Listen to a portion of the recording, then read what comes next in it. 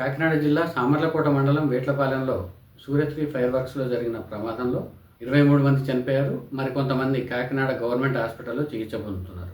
ఈ ప్రమాద ఘటనపై స్పందించిన సీఎం చంద్రబాబు ఘటనా స్థలాన్ని పరిశీలించారు. పూర్తిస్థాయి ఎంక్వైరీకి ఆదేశించారు. ఈ ప్రమాదంపై ప్రధాని మోడీ దిగ్భ్రాంతి వ్యక్తం చేశారు. ఇంకా AP deputy CM Pawan Kalyan, AP మాజీ సీఎం వైసీపీ అధినేత వైఎస్ జగన్మోహన్ రెడ్డి కూడా దిగ్భ్రాంతి వ్యక్తం చేశారు.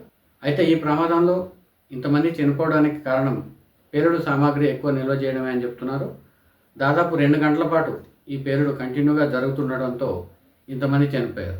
అయితే పేలుడు తీవ్రత భారీ స్థాయిలో ఉండడంతో మృతదేహాలు చెల్లాచెదురుగా పడిపోయాయి. మృతదేహాలు వెతికేందుకు డ్రోన్లను వినియోగించాల్సి వస్తుందంటే ఈ పేలుడు తీవ్రత ఏ స్థాయిలో ఉందో అర్థం చేసుకోవచ్చు. అంతేకాకుండా ఈ పేలుడు తీవ్రతకు 2 కిలోమీటర్ల దూరంలో ఉన్న ఒక ప్రైవేట్ స్కూల్ స్లాబ్ పెచ్చులు ఊడిపడ్డాయంటే పేలుడు శబ్దం ఏ స్థాయిలో ఉందో మనం అర్థం చేసుకోవచ్చు.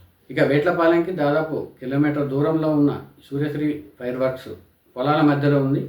ప్రమాదం జరిగిన వెంటనే స్థానికులు స్పందించినప్పటికీ కంటిన్యూగా 2 గంటల పాటు ఈ పేలుడు జరుగుతూ ఉండటంతో సహాయక చర్యలు చేపట్టే అవకాశం లేకుండా పోయింది.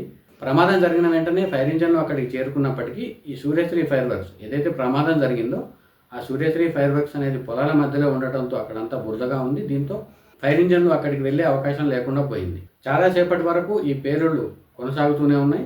దీంతో సహాయక చర్యలు చేపట్టే అవకాశం లేకుండా పోయింది. మృతుల సంఖ్య పెరిగింది.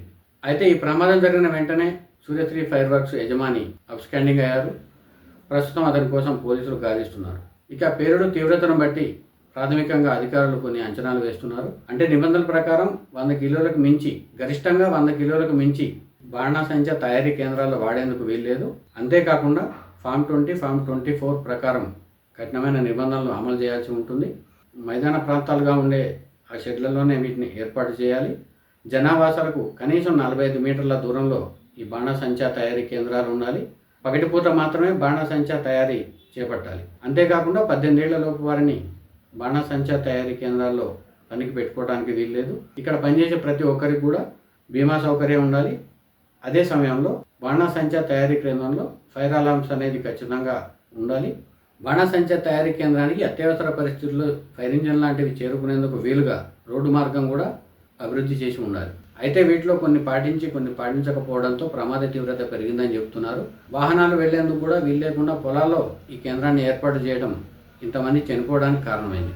అయితే ఇక్కడే మరికొన్ని ప్రశ్నలు కూడా తలెత్తుతున్నాయి. గత 10 ఏళ్లలో ఏపీలో ముఖ్యంగా తూర్పుగోదావరి జిల్లాలో ఎక్కువగా బాణాసంచా తయారీ చేస్తూ ఉంటారు.